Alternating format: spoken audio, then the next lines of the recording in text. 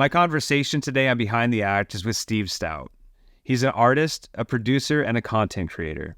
And today we're talking about songwriting and how Steve's approach to it allows him to create so much content, as well as how his sometimes loose relationship with the technical rules of recording studios allows him to get to beautiful results. For me, this conversation was really inspiring, made me want to write songs and get into the studio, and I hope it does for you as well. I'm Seth Schaeffer. This is Behind the Act with Steve Stout. Are you driven by deadlines that are self-imposed, or? Yeah, for sure. Okay. We definitely always like kind of do that to ourselves.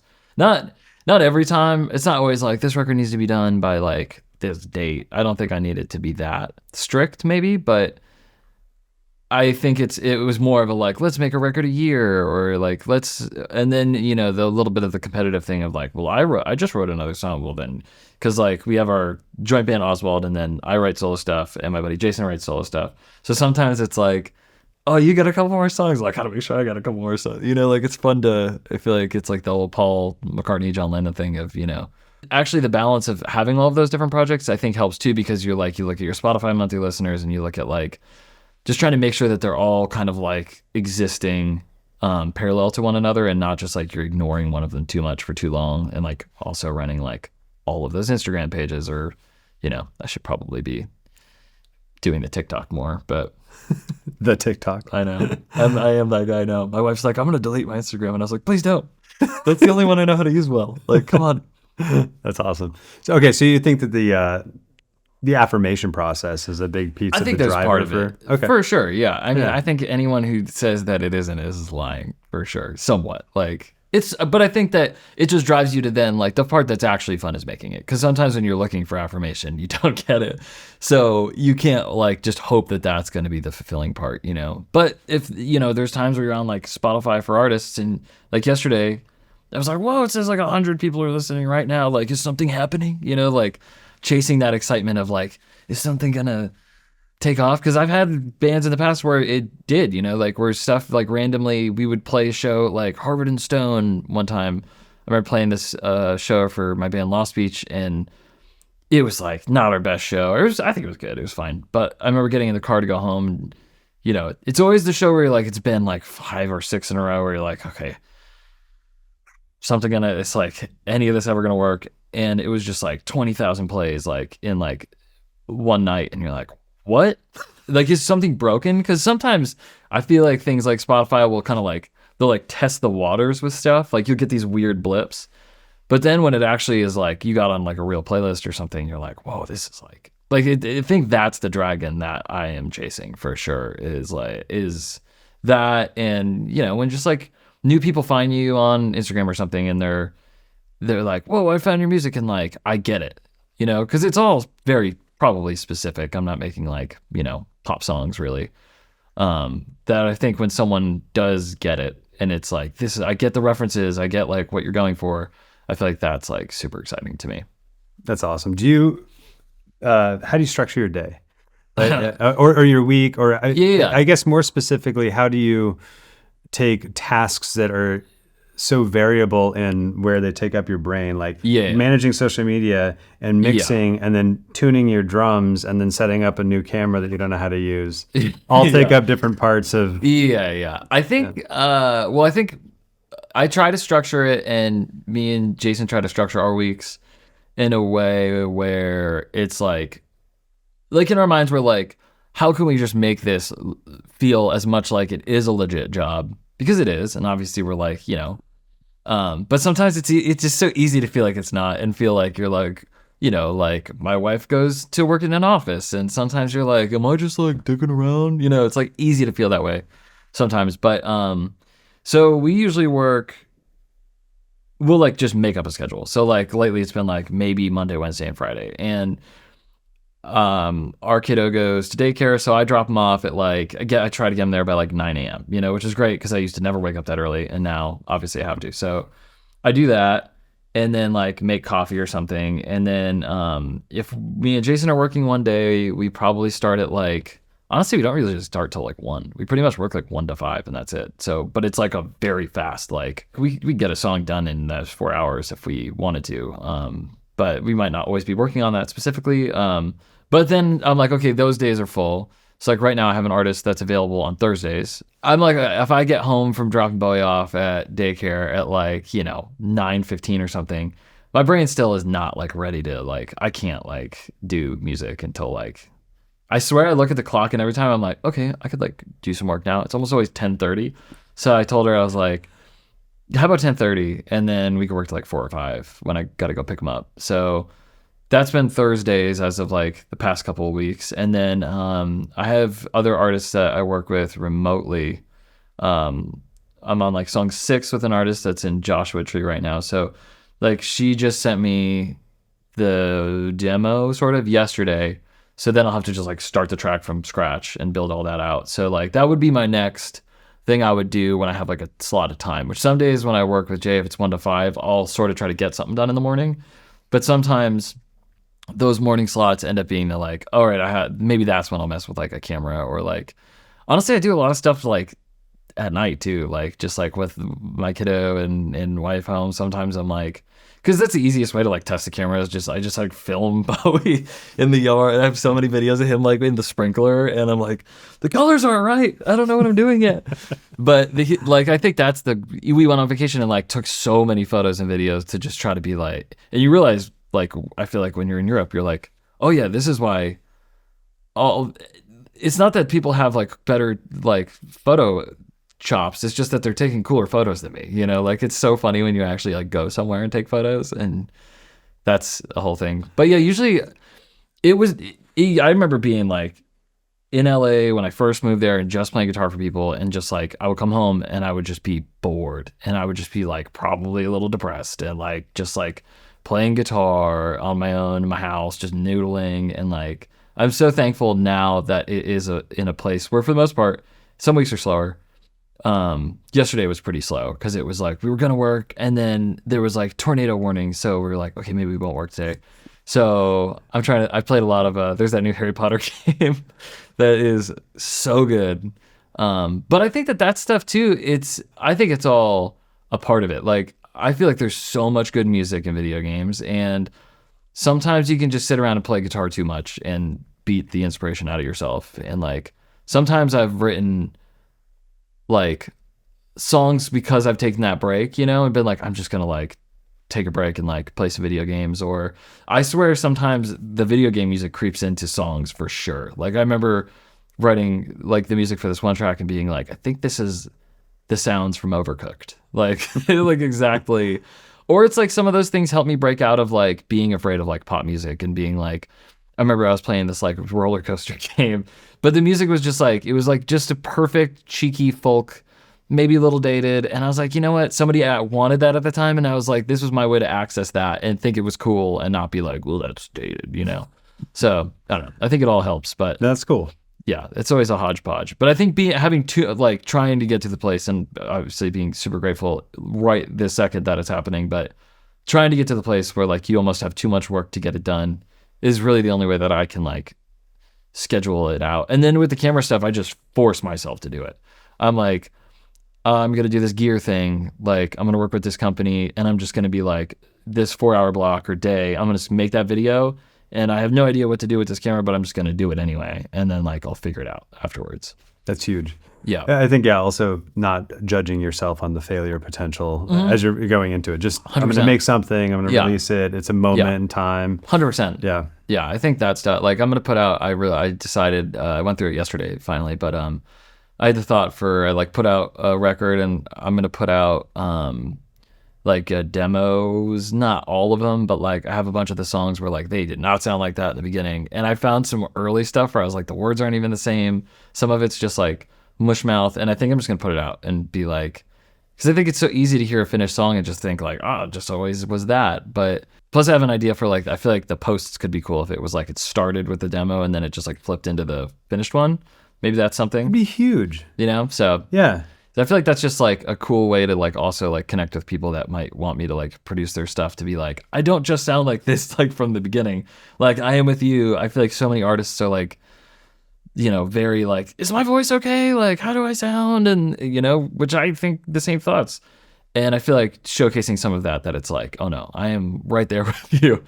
It's just, I know like what I need to do next, like what the next step is. It's not like it's the same thing like a log footage, It's like, that's not what it comes out looking like. Right. Right. Before I forget, I just want to ask, so if you're doing 3 days a week, 4 hours each session, how do you structure that to have an effective amount of output, whatever that is? Yeah. It depends. Like right now we're a little slower because we started this thing. That was kind of our idea of like, we've never wanted to have like a fan club or anything, but we had this idea Jason had a record called Ode to Silence that we made together like last year. And it was way more indie. It was really fun. And there's a song called Time Machine on it. And I was like, we should make something called like the Time Machine, where it's like sort of like a subscription-y thing, but it's like way cooler stuff. And I'd seen some bands like Kevin Morby, like newsletters, stuff like that. But I was like, I don't know if newsletter makes sense. So I don't think like huge amounts of like type stuff is really like his vibe. So I was like, what if we did, because he's just got these like the coolest archival stuff that someone has kept, like either the first producer, Ron, who's like works with Bruce Springsteen now and stuff. And he actually did like the big Guster song and record, which I love. And he's worked with so many people. He's got all the old tapes and literally like charts for the Studer from like the first Lifehouse record. And like with drum mics that are on like Hanging by a Moment. I was like, there's a 421 on the kit. It's like a 421 and some other an SM7. I was like, those were the kick mics on that song. It's so crazy, like to know that. And that stuff is so fun. That's a little nerdy. No one's gonna like care about that, but except for us. But there's like old demos and stuff, they sound like completed songs that are beautiful. That he did with Ron. So we're kind of like, we have all this stuff, and like all like his wife toured for the first 3 years and just took photos, and she had like taken a photo class. So the photos are great, and they're all like film photos printed out. He's told me all these stories, and I was like a big fan of that band, and I'm like, I feel like people like these would be interesting stories to people. And then we've also started doing like reimaginations of older songs. So getting all that started has taken, like some of that like kind of clerical stuff has taken some time, and we don't have our studio is like way out there, so it just is like cell booster boxes, so the internet is terrible. So we're gonna start to like switch it up, and I think like Mondays we're gonna do at my house to just like get some of that stuff in the system and ready to go, like into Squarespace and whatever, so that we can just like, when the time comes to have it, we could be like, boop, it's up, and it's not like waiting for the video to upload. So we're going to try to like knock out some of that stuff on Mondays, because it does kind of it's like a time suck. And then you're like, we've tried to sort of be like, let's just do a little bit of that. And then we'll like finish up this song. And then a song is taken like 4 days instead of like 1 or 2 or 3. So the song taking 4 days, is that like, one day you started, we're going to start with like lyrics and music this day. And then next time we're going to record a mix, or like, do you structure it that way? Or is it just kind of like, just let it all unfold as it unfolds? Yeah, it's more that. Okay. So like right now, if we're working on his solo songs, it's like they're written and stuff. So in that instance, like if we were working on like an Øzwald song, we're going to write it then. But honestly, even those, like we've kind of switched it up, where most of the time lately, we've been doing more of like, we've set up all these like jam spaces. It's all very like high school. It's like a lot sweeter than probably people would imagine. But like in our little shop building, we have like another little drum set and little amps and stuff. And we're like, let's just try to write because I feel like now it's been like 5 years of that band, and I feel like we could just sit down. He's like very good at writing lyrics, just like in a flash. I am not as good, but I feel like I can like soundboard and stuff. But I feel like I can come up with cool parts and all that stuff, so it all kind of works out. But one of us will play drums, one will play like guitar or piano or something. So we could do that. Sometimes if it's like an Øzwald thing, we would do. Some days we've just sat down and been like, let's just write a bunch of songs, and we just write like 3 songs or write 1 song or whatever, and then voice memo it and then come back later. So a lot of the time lately it's been like, song is written, let's record it now. And if it's like going to be a full production type song, one of us will go play drums, make a loop of like 4 bars, and so it's not just like the click to play acoustic guitar to or whatever. And then we'll pretty much have like most and I just mix while I record, pretty much. I don't put like the mix bus on until I'm about to like lander it or whatever. But we'll pretty much we'll have that drum loop, then we'll do like whatever, like usually it's like rhythm guitar or acoustic guitar, and then usually it's bass, because bass has kind of just filled up a lot of space for us. It's almost always that like Hofner bass, that he has an old one, which sounds so awesome. And then we're like, okay, this is like, let's just sing on it now so we know where we are for all the textural stuff. And where I guess some people would call that like a scratch vocal, which when I produce people like that come to like over to my studio, I'll do the same thing just because I'm like, I don't really know, especially if it's like, if it was one of like, we were recording like one of Jason's solo songs. I don't know the song. And like, I'm a little lazy. I don't like sit around and like listen to the voice memo and be like, I'm going to study like the crap out of this song and have all these ideas beforehand. I'm like, path of least resistance and like time to me is like, just sing on the song and then I'll listen back to it and I'll put the markers in and I'll be like, oh, okay, I get it now, you know? So I kind of always do that. And then I think that 85% of the time, those are just the vocals we use. But usually there's like the lead vocal that's going to be done. There's a drum loop, which is 99%. Sometimes like the poppier songs, like the first 3 singles for the Øzwald record, those are just drum loops and then overdubbed fills. So sometimes like day 1, the loop is there and the fills come on another day. So like the day 2, day 3 stuff is like harmonies, accent guitar parts, synth parts, maybe. If we overdub drums, like percussion's last usually, but that kind of stuff where it's like, because I think you kind of want to see how full you can get it. And that's the fun part of like putting the mix bus on and landering it and like hearing it. Because if it just sounds done, and sometimes it does, and then you're like, those are the most special songs because then you're not like clouding it up with like, I feel like if you don't have to put percussion on a song, it's kind of like a victory because you're like, it's harder to pull off that level of like stimulation without needing it. But some songs, if we're like doing some other stuff, or if it's just like a harder song that's a little more out of like our wheelhouse, like, or we're just trying to finally like get into new territory, those can they're a little harder to crack the code on. I think it's just like most of the song will be done the first day or two, but then you're just like, something's still, it's just not like big enough yet, or like it's stuff like that where you got to kind of sit with it or cut a section or something like that, which might take like a couple days to figure that out. But yeah, that makes sense. Yeah. You mentioned the idea of like when I didn't have a lot to do, I'd go back and kind of be depressed. For sure. And so what I'm curious about is what your perspective is on the chicken or the egg relationship of being busy and being happy. And where depression and anxiety, do you become busy to distract yourself from the depression, or is it a lack of having things and completing things causing the depression? Or Well, I think the funny thing too is like, isn't everybody talking about like Bruce Springsteen plays like for like 4 hours because I think he like for sure is like gets off stage and is like, you know, it's not as fun and but I think I think the most like satisfied I am is when I like start something or work on something in the day and then I have like something to show for it at the end of the day that I can be like, I made this thing.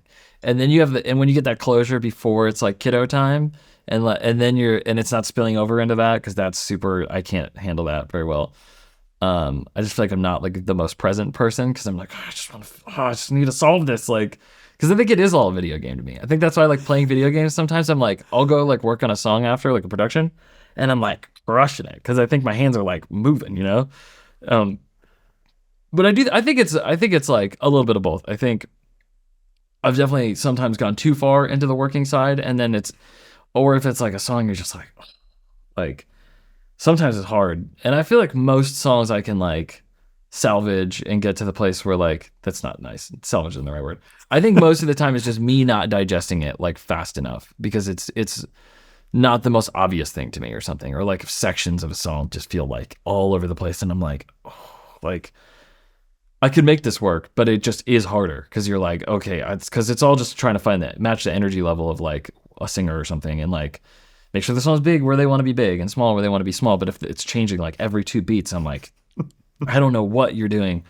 But I think even like lately songs that have been like really hard to figure out, I figured them out, but it's just like, so that's not like the most fun thing ever sometimes, but I feel like the fulfillment of like, I think I just get bored and then it's just like, and then I just sit around and I'm like, I don't know what to do with my day. Like that I feel like having stuff like being busier like that and being like, I made this thing and then working into that. Like if I know I have like 4 hours off or like a day off and being like, let's hang and like, I have like a question on my camera stuff. Like I'm like very purposefully being like, I'm going to like learn that today. Or like, I'm going to like, I got this new synth thing that I there's still always times where I just have nothing to do. So it's like there's always time to mess around with drums. Or sometimes like I really do like the remote thing because I can do it whenever I want. I don't have to like get it all done within like a certain amount of time. Yeah. So sometimes if it's like, it doesn't matter what the song is. It could be like a super simple song that I could have gotten a track started for the singer to like put a new scratch vocal on in like a couple hours. But sometimes I'll spend the entire day and just like, which I'm sure you do the same. It's like just those spirals where you're like, for some reason the drums just like, they always sounded good, but until that day you're like, man, I just wish I could get this sound out of them. And then you just like rabbit hole, But I feel like every time you do it, you come out of the other side with like something. And I feel like that's sometimes nothing more than literally just knowledge of what not to do next time. Dude, 100%. I think so much of that. And being like, there's been times where I've taken the front head of the bass drum on and off 4 times and been like, what is this? What am I doing? But then I have like my drummer buddy come over, Andrew, and like I'd be like, okay, you play the drums and I'll set some levels. And then I'll try not to change them for a while, to just like try to limit myself and be like, okay, this sounded good. I think it should sound good. So I'll try to do stuff like that. Like in my head, I think everything should be just like a preset and like there should be one perfect setting. So it's like, it's hard because music isn't that. But yeah, I think there's always just some balance. And I think that honestly, funny enough, I think sometimes the freelance producing thing is just procrastination of me. Like I have a song or two that I should finish of my own and I just haven't done it. And I've had them for like 2 weeks, 3 weeks written. And it's like a weird laziness, but it's not lazy because it's work and it's like pays the rent. But in a weird way, it is procrastinating to do my own music for sure. Well, I mean, okay. So for me, I have a pile of things that I'm supposed to get done, quote unquote. And the truth is that most of that is self-imposed. Totally. And self-imposed in ways that become crushing and depressing for me at times because I have so much that I haven't gotten done and look at all of this. And then you get mad at yourself because you're like, oh, I'm so far behind. Right. But I like hearing the way you're explaining it. The way I'm feeling from it is that there is so much that you're able to do when you want to do it, but there's not this like ethics attached to the completion of it. Right? Yeah. Like it's It's not like, and like, I feel like lately, weirdly, everyone has been pretty lax. Like there's this one girl I'm working with who is younger and on like a like an awesome indie label out of Seattle, and the label is also an artist run thing. And I'm like, oh, these guys, like, she's got like a song with like a lot of, listens on Spotify already. And I'm like, this is so exciting. Like, this is so cool. I'm like, she must like be like, I gotta get this out.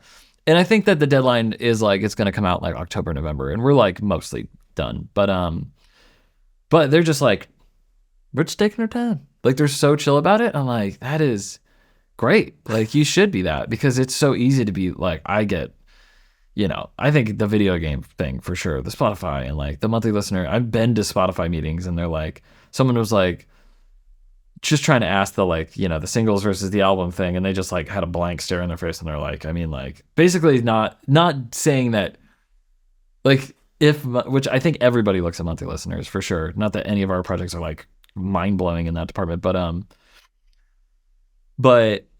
I do think that it's just like putting stuff out does help, and there's no ifs, ands, or buts about it. I have 2 solo records out now. The first one I put every song out as a single, and I was like, am I annoying people? And they all got way more attention individually than now just being like, I did 3 singles and then the record. And it's, you're like, oh yeah, that's like a harder to get those other tracks to kind of really like live their little truth. Interesting. And you can like, I use like Submit Hub and stuff to like submit to blogs and playlists and stuff. And you can do it after they're out, and that's fine. But I just get bored with it. And I'm like, that's why I was like, I should do the demos thing. And maybe not sure how I'm going to put them out yet. I don't know how many like I'll do as singles, but I'll probably space them out.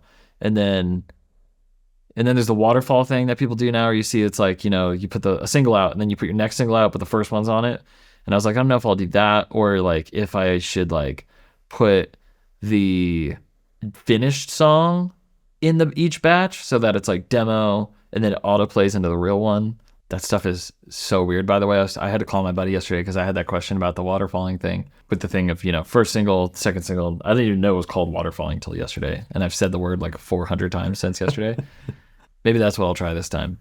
I think it's like, changing all the time. Yeah. But I think what you said though is like promoting each song a little bit as a single release throughout the course of the album and then going makes a lot of sense to me. Not that I think have so. Experience. I think so too. And I think it's tough because everyone looks at this stuff from different perspectives of like bigger bands and like them maybe, you know, like, yeah, they can like just drop a record and like people will like, you know, hit it. But like it's different for everyone. And I think I was talking to my wife about this with like her job and like the concept of we're all always worried about like annoying people on like social media, but people follow so many people.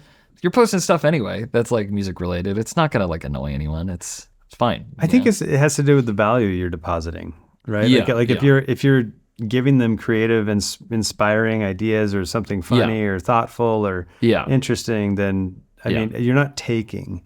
But if you're asking because I've got this new book out or I've got this new thing or I mean, I guess like overbeating the pre-saves or whatever it could be. Yeah, you know? I never do the pre-save. I'm sure I should, but I'm just like I'm so sensitive to that stuff because there's some people that like if it bugs me, I'm like unfollow. Like I just not. Yeah. I don't want to, you know.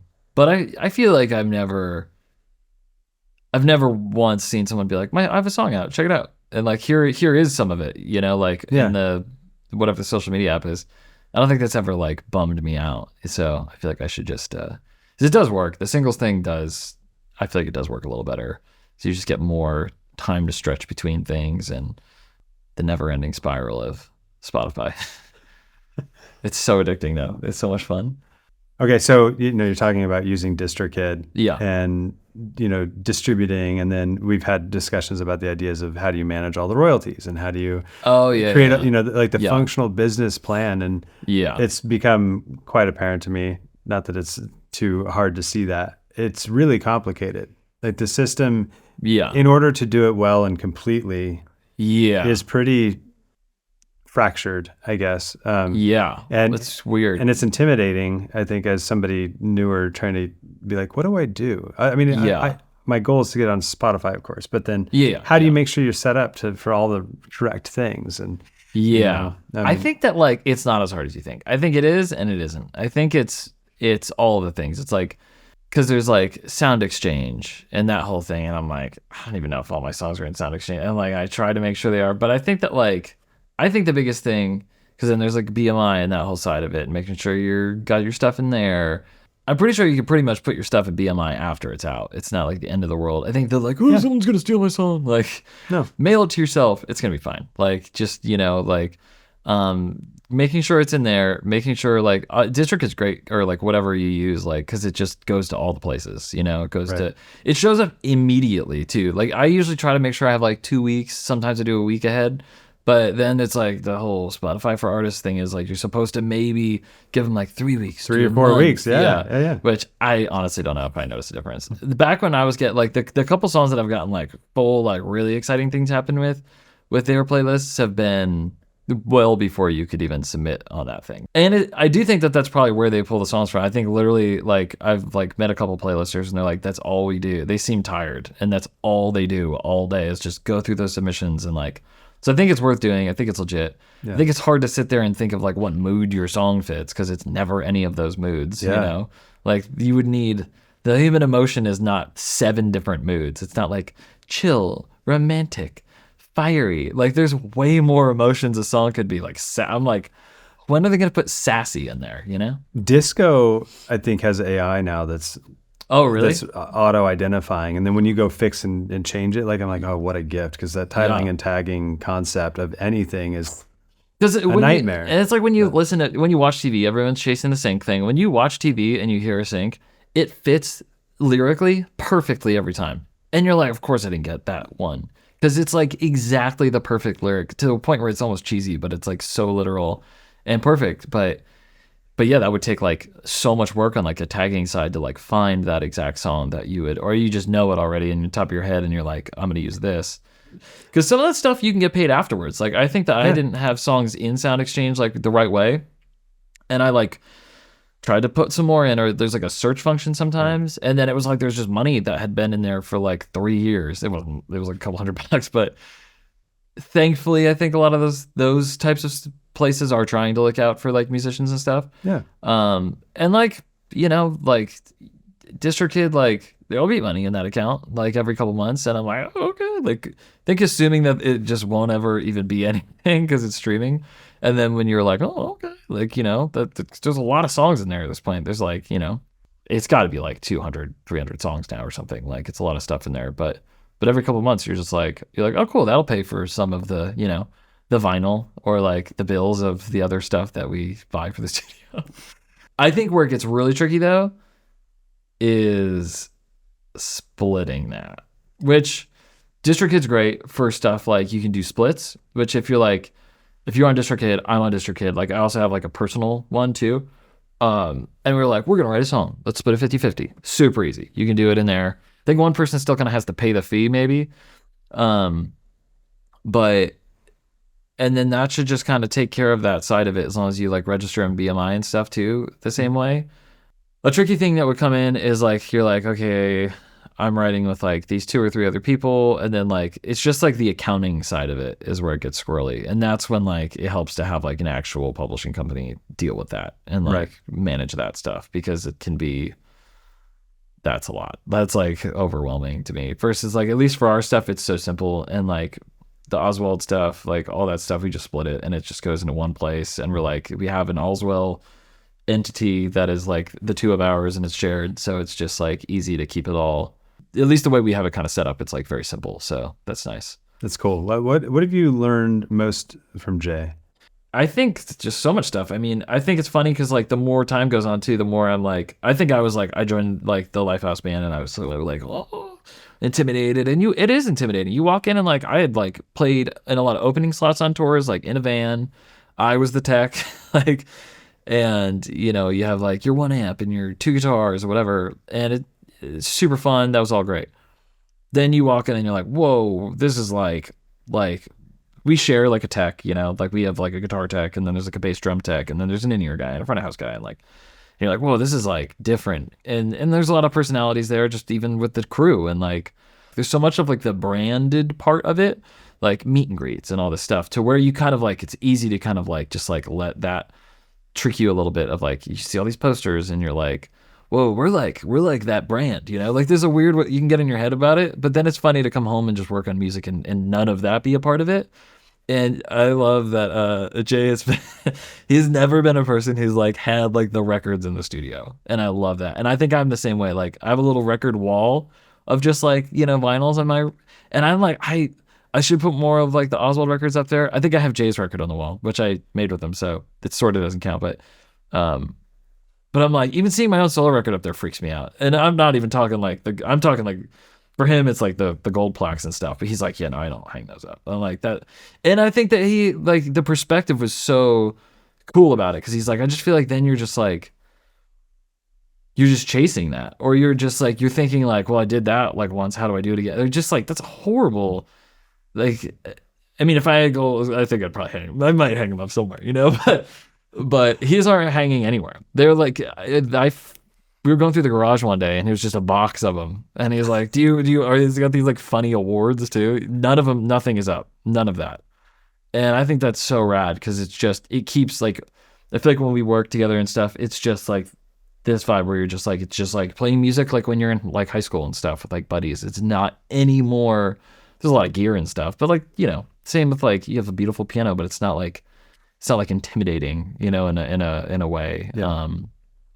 But I feel like, I think that's like, however you could sum that up, I think that's almost the biggest thing. Because I think that I used to think like, oh, I couldn't write like a song, be like that, like a song on the radio. That's like, that must be such a hard thing to do, or it just must be such a process, or like, you know, the big intimidating studios, all that stuff. I think it's like, just hearing the demos that he had for like the first like couple records and stuff, or there's demos I've heard of one of the records where it's just him on drums and making loops and stuff, and they sound a lot like the done songs, and you're like, oh, this wasn't like there isn't like that much, like there are not as many, like I used to think there was like some secret pedal or like some like, oh, you know, there's none of that. It's just like people being creative and just like making stuff and like having fun making stuff. And it's not any more complicated than that. It's like when it gets more complicated than that, I think it's people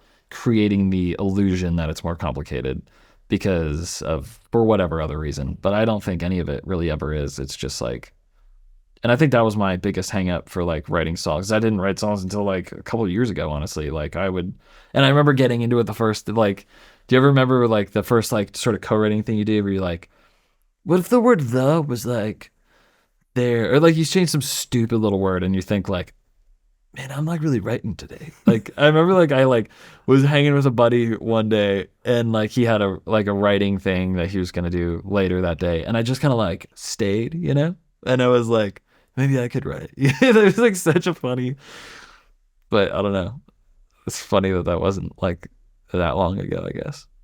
I remember last time we were talking, you said that moment where James, Oh, like, yeah. it doesn't. Yeah, it sounds like you weren't trying. Yeah, because I was like, yeah, you play me some of these songs where I've heard some of the songs that aren't, you know, the songs that you have to write to get to those songs or whatever.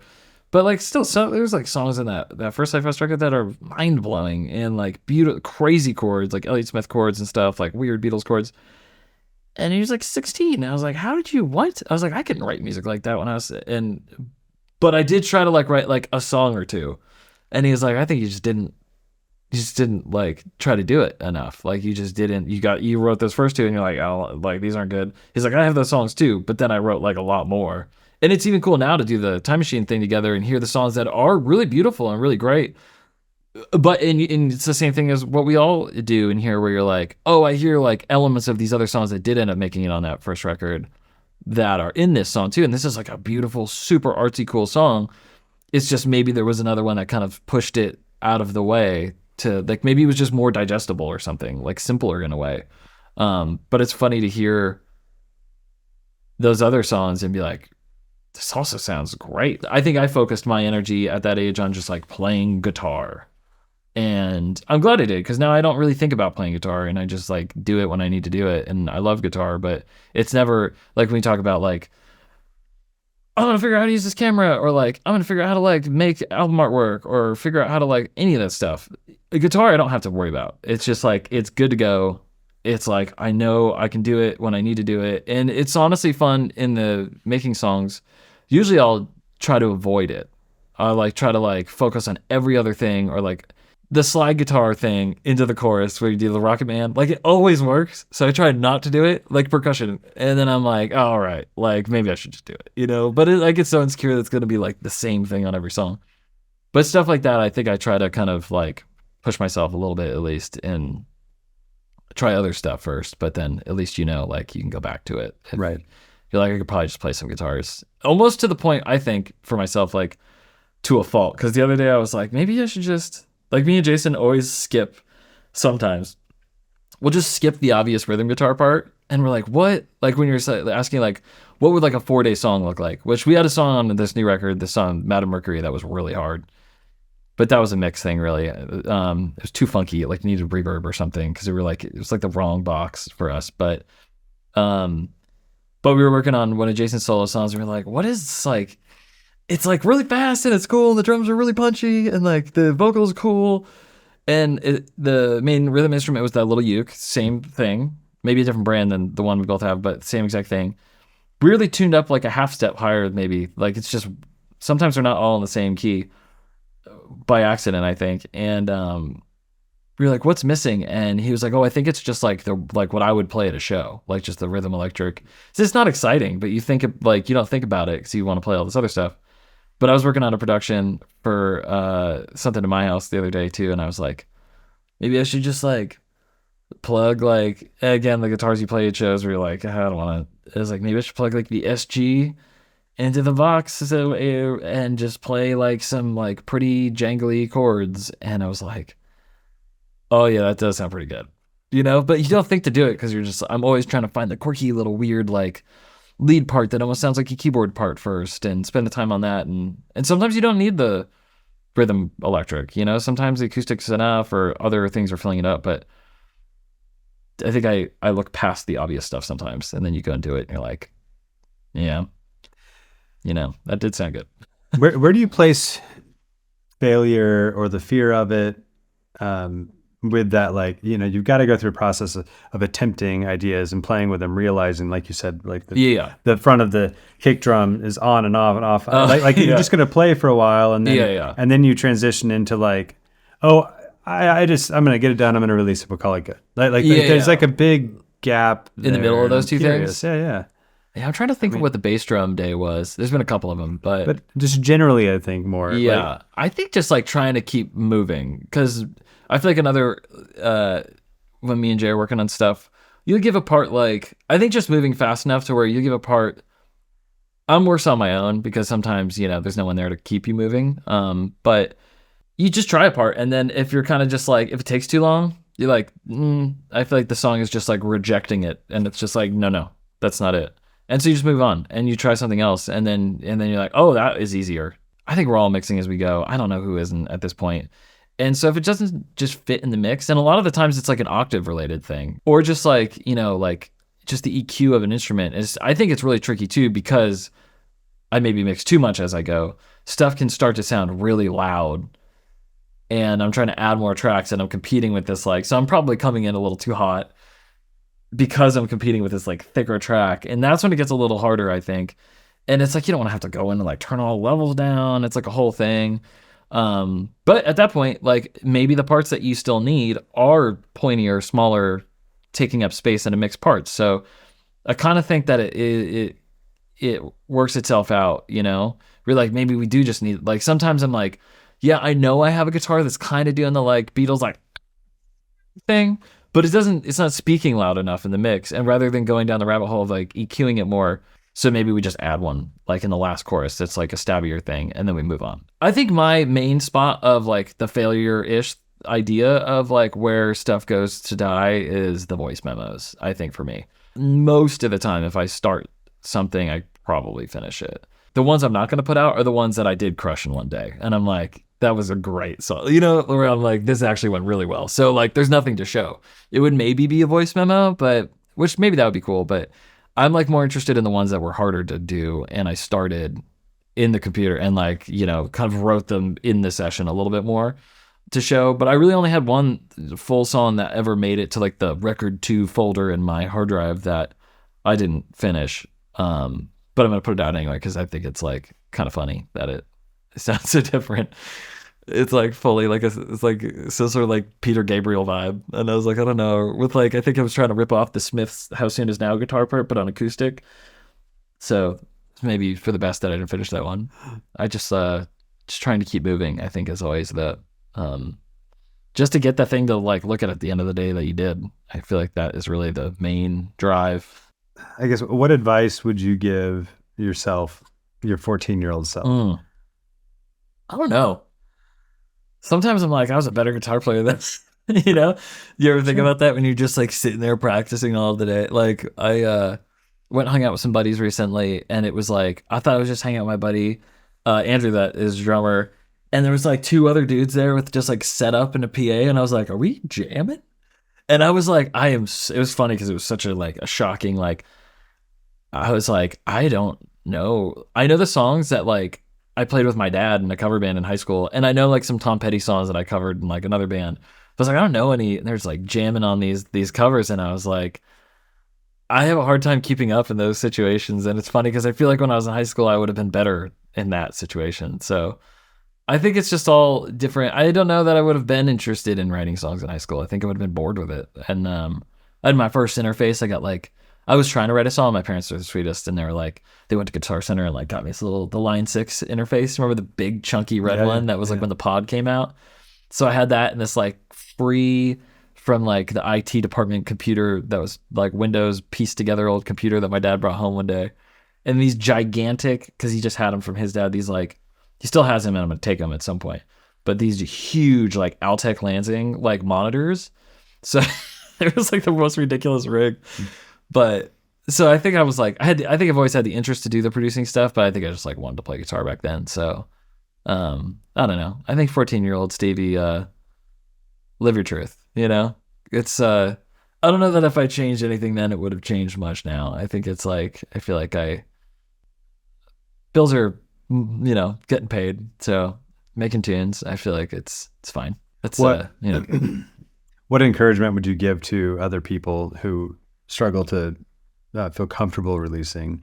Yeah, I think you got to trick yourself. I feel like the work should be fun. I think that's a hard thing. And like I'm stoked to mess with that OP one because I'm like, if that's a way for me to get into like fake drums and do it in a way that I actually find to be fun and not like, there's just some zones of producing where I can see it and I just don't want to do it. I just like, I don't know what it is that feels like a red flag to me, but I'm just like, it makes me, and I think it's stuff where I've had issues before, like MIDI popping up wrong. If you've ever had that happen where like you open a session back up and it's like the synth's like out of tune and you're like, what is happening?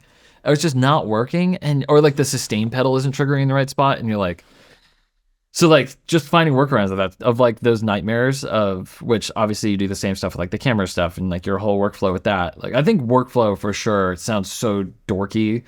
But I think just like really trying to, like when we got our like Red camera, I remember I was like putting it together the day I got it. And I was just like almost stressed. It took me a whole day to just like sort of figure it out a little bit. And just, I almost had a panic attack with the Pelican case because I was like, I don't want to have to like take this stupid thing apart every time. Like and I was literally like down to the minutia of like, okay, will I not need this flathead screwdriver at home if it's in this case at the studio ever? Like, you know, like that little tiny stupid stuff. That's why we throw ours in grocery bags. And I mean, not like literally. No, seriously though. Yeah. I'm like, that stresses me out. Like that stuff stresses me out more than anything. Like the stupid stuff, like the bass drum. I'll like go to bed and be like, fuck, like the bass drum sound, like, oh, like, should I be, and I'll like plan out, or like I used to stress myself out a lot. Like when we would be on tour, like playing one-offs and stuff. Cause I would like, wish I was home mixing because I think I do genuinely love the process of that stuff. And I would just be like pre-planning moves I would make, which I don't think is a good idea. I think that is a fast track to go backwards on stuff. But say that again. What do you mean the planning? Oh, I just watch tons of YouTube videos about mixing and get like so stoked on like plugin tricks or something. And I come home and try to do every trick I found and be like, what did I say to this song? Save as is super important. Yeah. Also, I think a super helpful tool in it's so stupid, and I'm sure everybody already does it, but like just like on a Mac and Finder is just hitting the space bar and just trying to A/B songs like really fast like that, and to just be like if you're going backwards on a mix or something with like how punchy it is or how like sometimes because I don't really know how to like gain stage properly. Like, just make it sound good. But sometimes you'll start messing with stuff and you're like, oh, got to turn all the levels down and all this different stuff. But then if you just go to that Finder window, I love that it's just white and like there's no vibe. And you just like, you can't deny if you go back and forth between two mixes and one's just like anemic. And you're like, just go back to the other one. And like, I was working with this girl remotely right now, completely different artist. And I like totally turned her song into this like dream indie thing and she didn't like it. And I had this version that I had just sent her that was like bonehead. Like I just went in and played a drum loop, but trying to make it sound a little bit like affected and just put it places. And I was trying to just kind of like map out the energy of the song. And I sent it to her and there's maybe some other parts. Very little vocal, anything like time spent on that. And she was like, I really loved that one. And so I was like, you know what? Yeah, I spent a lot of time on this new version. Screw it. Like, who cares? She's stoked here. So just go back there and just start from that. Like, save the other one as like, I think I saved a copy as so that like if I wanted to go back, because I reverted maybe to like a timestamp thing. And I was just like path of least resistance. Like sometimes I try to do too much, I think, to like blow people away. But I think sometimes maybe it's better to just like take it baby steps, you know, on some of that stuff. So I feel like, and she's totally stoked on it now. Yeah. So, I mean, I think you're totally right. The idea of finding, like you, the OP1 or totally the noise machine thing or things that just super inspire. But like, talk to me more about the trick yourself. Yeah. So I think to me, like a lot of that is like, I still write most of my songs on acoustic guitar. I wish I had like an upright piano. But I think that's almost what, this is a great example. Because I don't have an upright piano, when I go play one, so easy to write a song. Like, because I don't have one. And it's like, oh, this is like the coolest sounding thing. If you play the same guitar over and over, like I saw an interview of like Big Thief and she's got just this like newer Martin. At this point, I'm sure it's like 20 years old. She's like, I've written every song on this guitar. And I was like, how? I don't know how you would do that. Cause I'm like, I would get so bored with that one guitar that I think I need like and I'm a little bit of a hypocrite because I kind of have like this one little old Gibson that I've written a lot of the songs on. But I think like go on vacation and don't bring your guitar. You know, stuff like that, where when you come back and you're like, the magic's back again. You know, I remember going to music school sucked the living bejesus out of the magic of guitar for me. Working at Guitar Center for 2 weeks, completely gone. Like sometimes being on tour kind of kills it, depending. Sometimes it brings it back, and you're like sound check is so much fun because you're like, oh, you know, it's loud and it's, you know, you're not just playing the zones, you know, for the songs that you know that you're gonna play, and having your guitars out where you can see them, you know, that kind of thing, and having guitars you think look super cool. Me and Jay talk about that. We're like, I'd rather. Cause I was like, one day we were just talking about it, and I was like, you know, people are like, what do you look for first in an instrument? Should it, what is it? Feel good, sound good, look cool, or whatever. Me and him, number one, gotta look cool. It's 100% true. At this point, like we've all played music to like long enough to the point where like we're not gonna pick a Strat up and just play like a Strat song every time. You know, it's not like, you know, when you first like start to kind of play guitar and you're like, oh, I'm playing Les Paul now. I should play like a song you think was recorded on a Les Paul, which it probably wasn't. Is the irony there, but I think once you get past that stage and you're just like, I'm like, I wish I sounded more different on different guitars, you know, because I don't. It's like I got a couple things that I do and or that just like are like, you know, it's gonna sound like, and you're gonna try to dial in the amount of brightness that you're probably like used to, which I've spiraled on like the coily cable versus straight cable. The coily is darker, but it's like just turn the tone knob up, you know. It's like who cares? Just like you.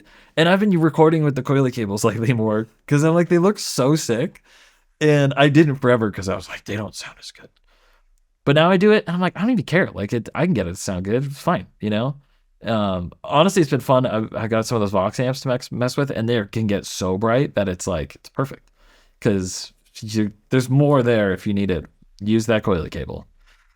I have like literally on purpose, almost everything's plugged in like little areas and zones like of my house, and almost everything has like even the other day just bought another one of the stupid like power supply thing for the pedal because I got to put like a reverb pedal like on my like one AC15 that's in that corner, you know, because it's like, and I just try to like pick stuff up every once in a while to try to just like play on it and see if I can come up with something, and like because the songs are always, it's not really, I don't think I start songs like in my daytime thing. I think it's almost always like hanging out with like my family or something, or like my wife's like, oh, I gotta go take a shower for a minute, or like whatever it is, and it's then when you just like pick a thing up for like 5 minutes expecting nothing to come out of it. I feel like that's when you write songs. If all your guitars, the same thing as if you put your camera away like in a Pelican case and parts, you're never gonna use that thing. Like, you know, if you put your guitar away in a hard shell case in the closet, you are never gonna write a song. You know, if you put your guitar like on the wall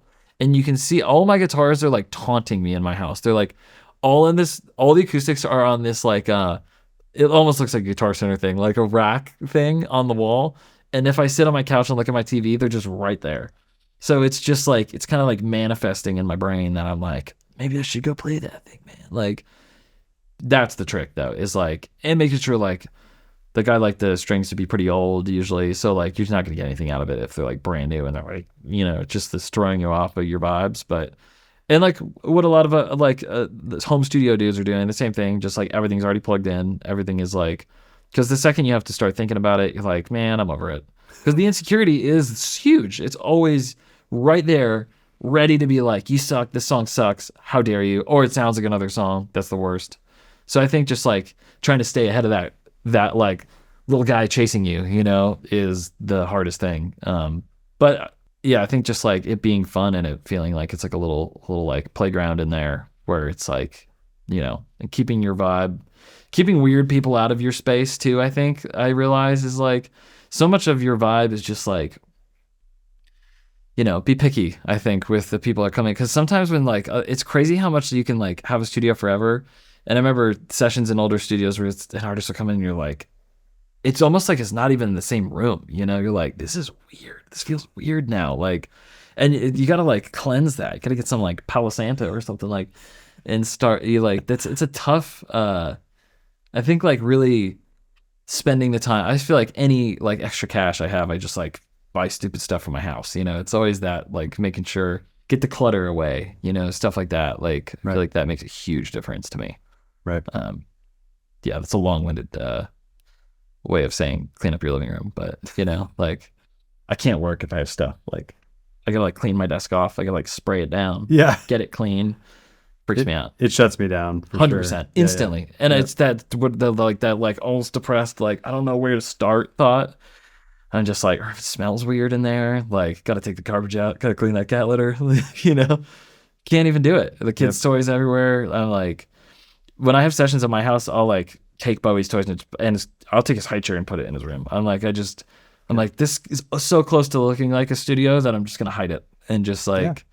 And it feels so nice for a minute, and then it comes back. But I'm trying to figure out that, like, how do you not have a place that stuff goes? Because I have versions of that, but then they just grow because I've got new cables, or I bought the tentacle sinks, or about the like there's always stuff that I'm like trying out where the boxes go and what is that? Oh, dude, I FaceTime my but dad. It throws me off. It's like I trip over it in my head. It's not even a thing. Yeah. It's actually in my way, but I go down such a rabbit hole with that stuff, and like all the little cable hider like sleeve things, and like my space is so small compared to Jason's studio, but it's so funny because it's like all the tricks I found from wiring his up I used in mine, and it's like it's sick. It's so streamlined. It's like it's how you have like your camera step hidden behind your desk, and it's so genius to put that back there. Like, but mine is like you can't see a single cable on the desk because it's all like attached to the bottom and down the sides, and like I found these little little cable hider boxes. I found these rad like olivey green, mint green. They even have this like pattern on them, and I bought 3, and they were like way too expensive for what they were. But all the cables like line inside of those behind the desk, so you see like nothing. But to run my cables to my little drum room, I have the sliding doors, and the sleeve goes like behind the little tab, so I have to literally take the door off every time to rerun the cables. But worth it because it looks so clean, clean, and I have like 8 or 9 mics running there that like it's all hidden behind an amp wall on the way in, so you don't see like any of it, and it's here I had to like totally balance the OCD with the like it's fine to have cables that run like totally in the opening. Like I feel like this feels like more of an actual studio room, like this bigger room than mine does. So it's like at a certain point there are going to be cable. Like but I do want it to be clean. I don't want it to like run across the floor and yours are all like around the edge. And we built the desks so that we can punch a hole in the top and run them under. So that's what we did last time. But I haven't gotten to the point where I want to punch a hole in that beautiful piece of wood. So we go back. But I'm with you. It's hard. It throws me. The desk thing is tricky too because so you get the bigger monitor. Like at some point, I definitely want to get to because I'm laptop in my house, but that's 2 totally different types of desks, and I don't think that people really acknowledge that much because it's like the other studio has a desk where it's for sure for the monitor here. The sides go up a little bit with the rack here, and then you put the speakers on there. But like that, like I had to just get like a home desk because I'm like laptop and I have like tape echoes and stuff, but they don't have to be there. But every time I get I really need to get like a hardware compressor, and I already have. So I got a sidecar for my preamps and stuff, but I had boxes that were on my old desk. So I have like these 3 rad hardwood boxes to put stuff in. I just haven't bought anything. But once I buy one piece, it's gonna throw off my whole thing, and I'm gonna have to like start over. I don't know where I'm gonna put them. I don't know, but it'll be a glorious spiral. It's so fun though. I love that stuff. I think we're gonna have to call this episode "Glorious Spiral." It's perfect. It's all rabbit holes. I love it. It's fun. Take that kick drum head off, and then put it back on, and then take it off again. Yep, it's a glorious spiral.